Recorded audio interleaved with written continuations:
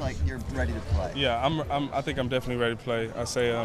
I won't know until, of course, in the game, but I feel 100% speed, hands, strength on pass pro, recognizing schemes and everything. I feel like I'm back to normal. Do you feel like if you're rested, it might take a few snaps, or if you play enough football, that shouldn't matter? No, I believe the way you prepare is the way you play. I'm out here practicing my heart out, so I just know as soon as the game gets rolling, of course you're going to have to get the rhythm of the game, but besides that, I'll be ready to go. And your line's back.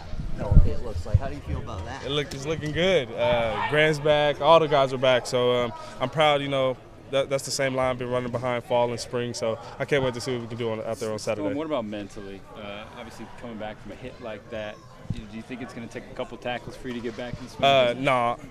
My mental game is pretty strong. Not boasting or bragging, but that's just one of my aspects of my game that's always been strong. So, I mean, it's football.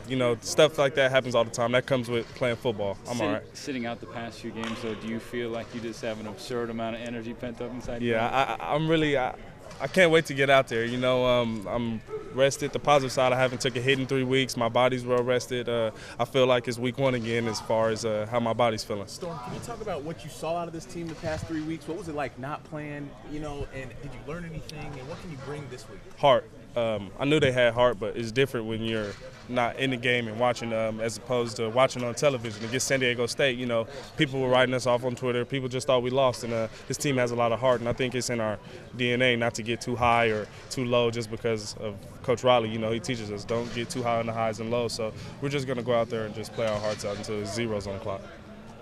Washington State defensively, it seems like they like to throw a lot at you guys. What do you see from them on film? They're much improved. Very, very much improved. Same as we played them last year. They're bigger and stronger, of course, faster, swarm.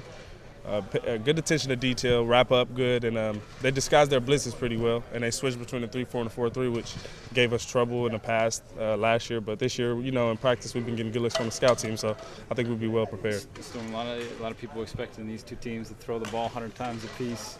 You're coming back your first game, you want the run. Nah. I hope not. But I mean, if we have to, I know, with Sean Maine and B. Cooks, that's not a bad decision at all. But I'm definitely hoping to run the rock. I feel like if we get this run game going, we're going to be a hard team to stop.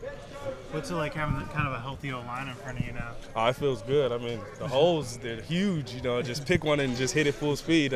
I'm glad to have my guys back healthy. Do you feel like all the pieces are kind of finally in place to really get the run game going? Yes, I do feel like that. It's no excuses. We were off a hole, off a block. There's no more excuses. We just got to hit the ground going. Were you getting a little antsy watching that Colorado game and the game before that? Yes, very antsy with the Colorado game. That's the best we looked in the run game. So yeah. I was very antsy, and I can't wait to get going. And are you kind of excited to step back into the old roles and have Teron, right behind you, give that 1-2 punch that you've been talking about? Definitely. Teron, he's been playing good. When I was out,